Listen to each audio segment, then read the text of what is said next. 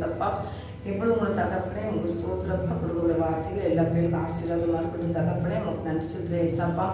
பேசுவீங்க நல்ல பிதாவின் ஆவியாலும் சொல்லுங்க கர்த்தாவே. பிதாவின் ஆவியாலும் பேசுவீங்களாக நாங்கள் ஜெபிக்கிறோம். எங்களை தாழ்த்துறோம் பெருமையாக பரிசுத்தாவினுடைய ஆளுநர்களை கொடுக்கணும். ஆவியனுடைய ஆளுநர்களை கொடுக்கறதுக்கு ஆவியனோட ஆட்கொண்டு வழிநடத்தும் இயேசுவே நாமத்தினாலே ஜெபிக்கிறோம் நல்ல தகப்பனே. ஆமென்.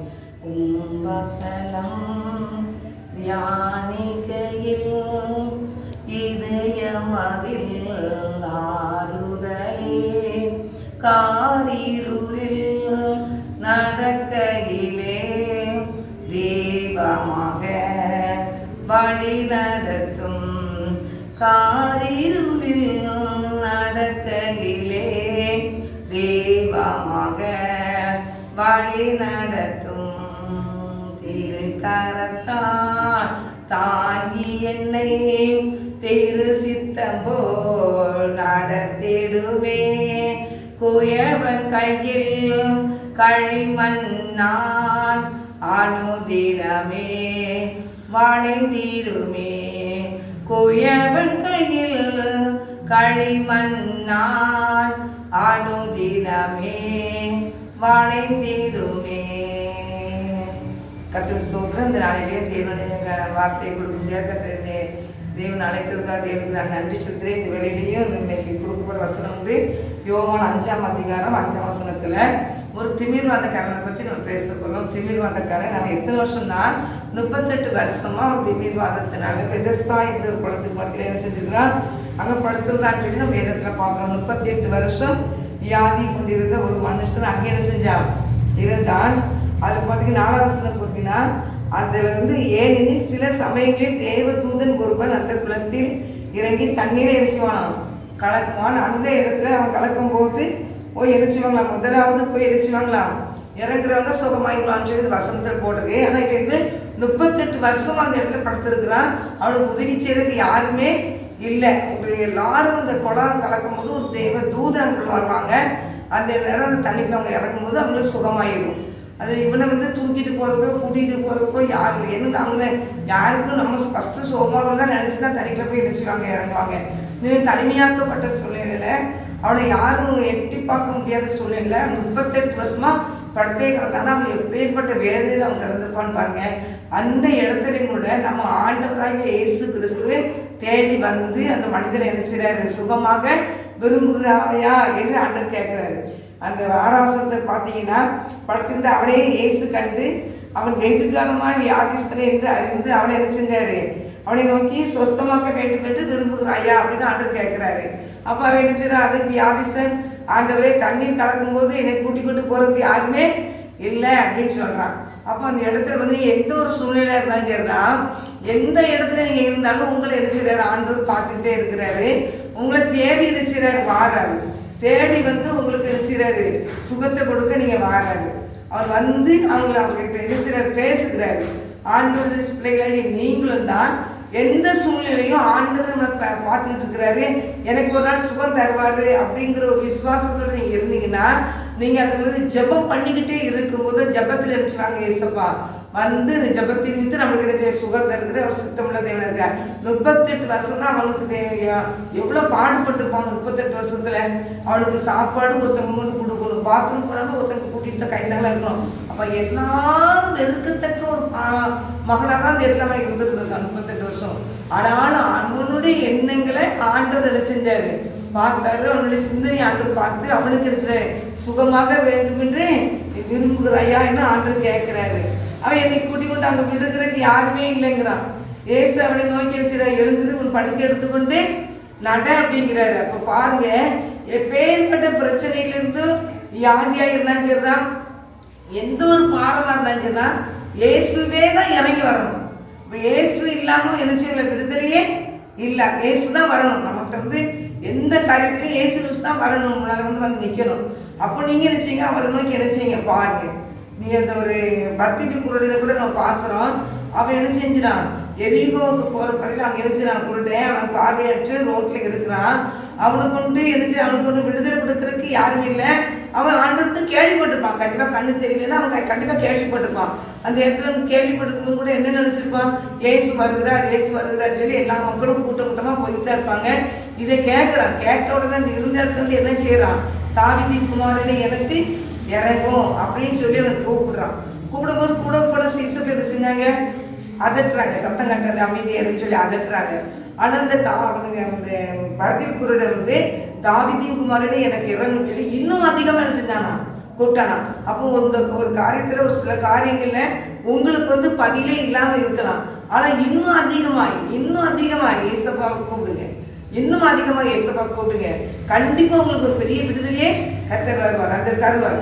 அந்த பெதஸ்தா குளத்தில் இருந்த 38 வருடமாக இருந்த அந்த திமிர்வாதக்காரனுக்கு ஆண்டவர் சுகத்தை கொடுத்தார், தேடி வந்தார்.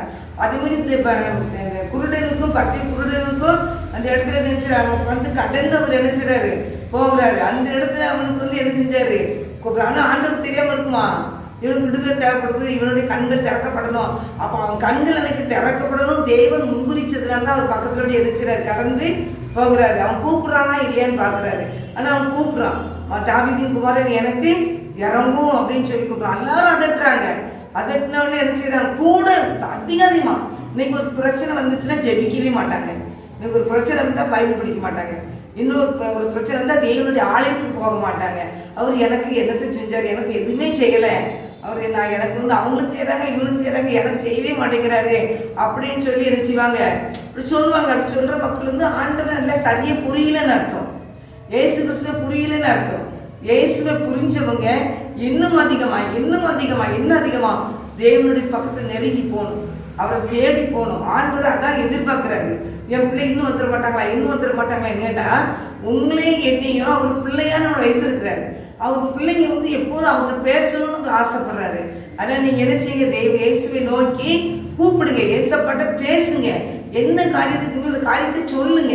அப்படி சரணடைஞ்சுங்க, அவர் சமூகத்தில் இருந்துச்சுங்க. சரணடைஞ்சு அவர் சமூகத்தில் அந்த விடுதலை பெற்றுக்கொள்ற வரைக்கும் அவரை விட்டாதீங்க.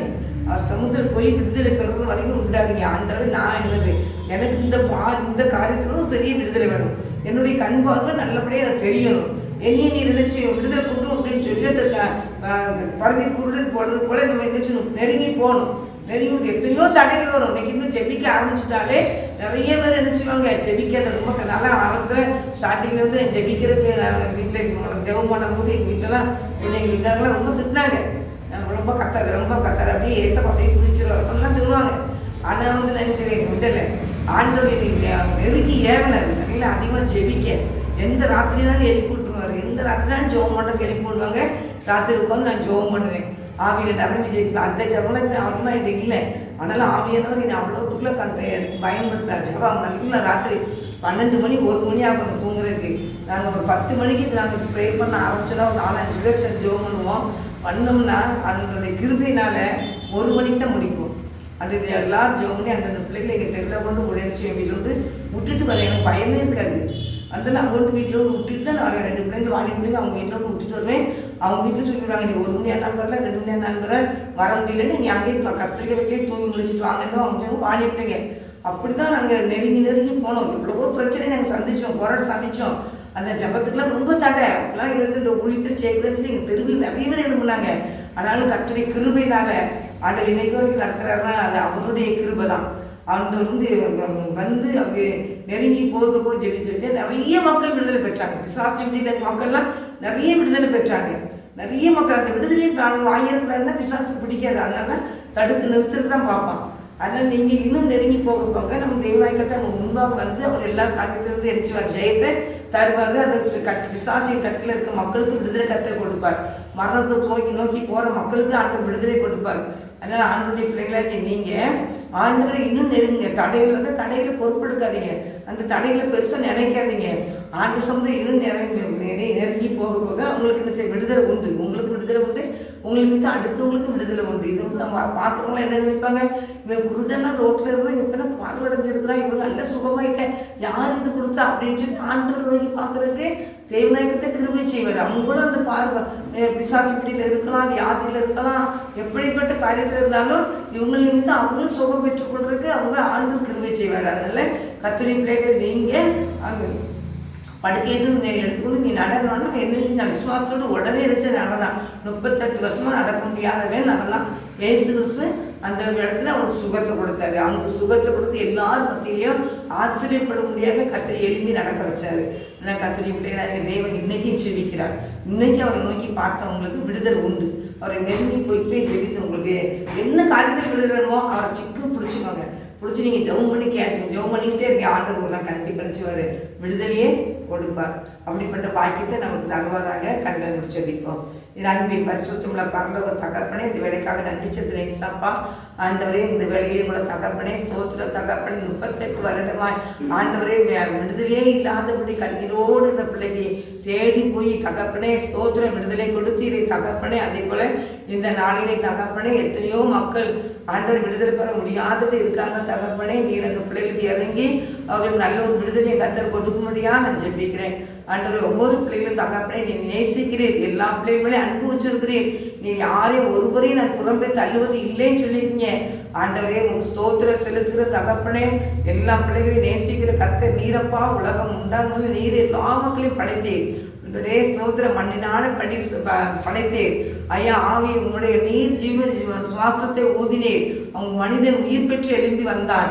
ஆண்டவரே ஸ்தோத்திரம், அவனுக்காக நீர் எல்லாவற்றையும் நீர் படைத்து கொடுத்தீரப்பா. ஆண்டு கொள்ளு சொல்லி ஆண்டவரே தனியார் கதப்படி ஏற்ற துணையை கொடுத்தீரப்பா. உமக்கு நன்றி ஆண்டவரே, உமக்கு ஸ்தோத்திரம். இப்படிப்பட்ட காலத்தில் இன்னைக்கு எத்தனையோ மக்கள் கண்ணீரோடு வேதனையோடு விடுதலை இல்லைன்னு சொல்லி இருக்கிற மக்களுக்கு என் தகப்பன் விடுதலை கொடுங்க. வருத்தப்பட்டு பாரம் சுமக்கிறவர்களே நீங்கள் எல்லாரும் எடுத்து வாருங்கன்னு சொல்லியிருக்கீங்கப்பா. நான் உங்களுக்கு இலைப்பாக தரலைன்னு சொல்லியிருக்கீங்க ஏசப்பா.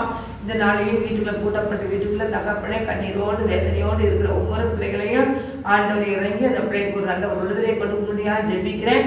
உண்மை நெருங்கி வர ஒவ்வொரு பிள்ளைகளுக்கு கிருபை கொடுப்பீராக. எல்லா பிள்ளைகளுடைய குடும்பங்களையும் கர்த்தர் பரிசுத்தப்படுத்தி ரட்சிங்கப்பா.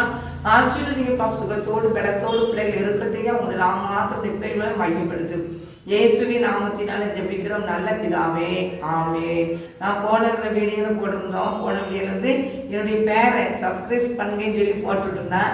நாங்கள் போட சொல்லலாம் தெரிய மாட்டேன். நாங்கள் அதுக்கு இல்லை, நாங்கள் ஊழியை ஏசப்பா இந்த செய்தி கேட்டு மக்கள் மனம் திரும்பணும், ஒன்று ஒரு விடுதலை பெறணும், ஆண்டவரில் நெருங்கி வரணும். இதுதான் நான் சொல்லியிருந்தேன், தெரியாமல் போட்டிருந்தேன். அப்படி தப்புனா மன்னிச்சுக்கோங்க. கர்த்தர் உங்களை ஆசீர்வதிப்பாராக. ஆமென்.